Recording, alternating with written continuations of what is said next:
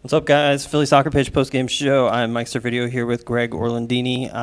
Union Edge, DC United 1-0 on a Richie Marquez second half stoppage time goal. Just how they drew it up, right? Wasn't a good game, but it was a really good finish. Getting 3 points at home when it looked like you were heading towards another draw is huge, and it's huge against a team that was kind of really pushing you from behind on the table. In DC United, who had played pretty well, had beat Red Bulls, I think, in their last game at home, and did it in pretty good fashion. And it just wasn't a vintage DC Union game. There wasn't the fireworks we're used to. It wasn't an overly physical game. There weren't a ton of chances. Towards the end, I think both keepers started to get tested. Wara, just great for DC. I thought very impressive performance. And Andre Blake, we come here every week and say how just another great play Andre made, and had a huge save towards the end of the game to keep the team in it. Let's talk about the goal, though. It's Richie Marquez's first MLS career goal. Couldn't come at a better time for the Union. The second half, 90+1, I think it is, sweeps in Sebastian Latu's cross from the right side. Great finish from the defender. Really great finish from a defender. And both he and Coach Curtin talked about kind of some of the tactics in that, where they encourage the center backs to every once in a while just take that risk, hang for a few seconds after a corner kick or after a throw in when you're pushing into the box to try to get your head on the ball or something like that.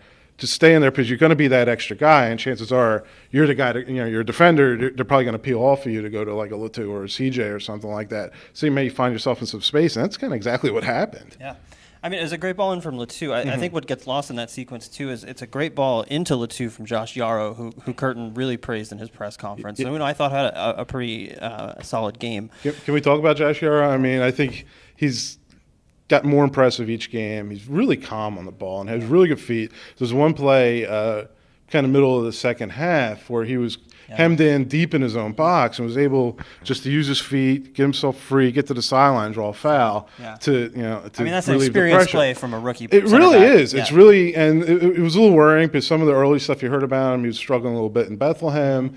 Gets the call up, was a little tentative maybe the first two games, but since then he's really just grown and just plays a really efficient game, and again, it's just his footwork is so impressive. He's really smart and athletic, and just can get where he needs to be, and it just seems to be making all the right plays right now. I mean, it really seems like he's taken over that right center back spot too. I mean, Ken Tribbett is really going to have to do something special, or Yarrow is going to have to miss out for Tribbett to feature again. Yeah, and Tribbett played fine, but Yarrow, he's the number 2 pick overall. He's the guy they're pegging their future on, and now you have 3-4 guys now at that position, so you're got to be feeling pretty good about that. Before the goal goes in, I think we're all saying this is a dour, scoreless draw. I mean, DC really came in and executed their game plan pretty well. Very gritty game, not a lot of chances for either side. Vincent Nogueira misses out with a small injury that he picked up in training yesterday, and I thought his presence was sorely missed. Oh, it very much was. He's just that glue, that connectivity that you have in the midfield. And Jim was talking in his press conference, Jim Curtin, about that pressure. And I think he, even though he's not a guy that pushes forward a lot, but he's a guy that helps other guys push forward because he's that outlet pass, and he's always looking to turn to get it forward.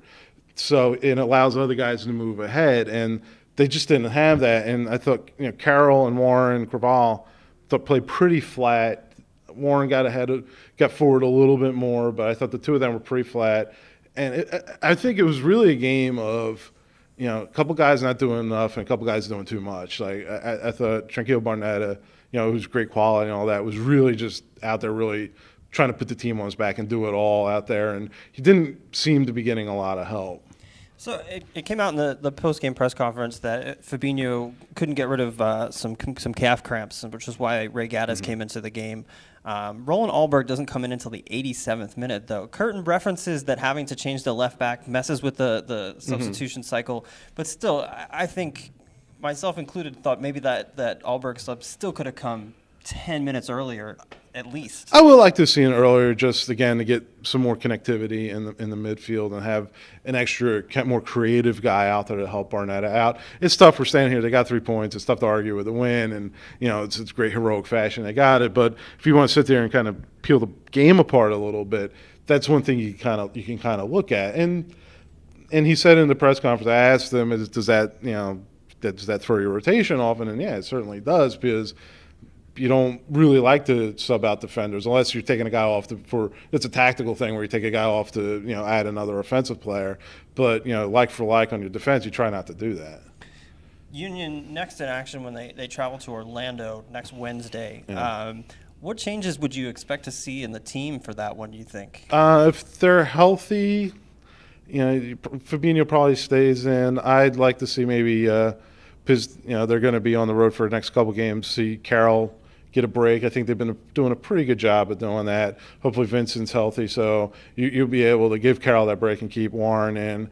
They have the Ilsinho is kind of in and out. I think he's still probably dealing with some injuries, and he wasn't and coming into camp, I don't know how his fitness was. I don't know if he ever kind of got to the fitness where they want him to, and now the injuries. So I'd really like to see them figure out how to get him on more. And I think Curtin alluded to that. They want to get at least 2 more offensive guys on there. So if he's ready to go, I at least want to see him on the 18 and get in there. Other than that, it's tough. Latu, I mean, his miss and all that, but he had the great ball in for Marquez, and he's out there. He gives his Latu performance and works hard, and he's giving me some quality moments. So, he's tough to take out of the lineup right now. So I guess we'll find out next Wednesday. Union travel to Orlando. We'll next be back here in Chester when the Union hosts Columbus on June 1st. I'm Mike. That's Greg. Thanks for watching.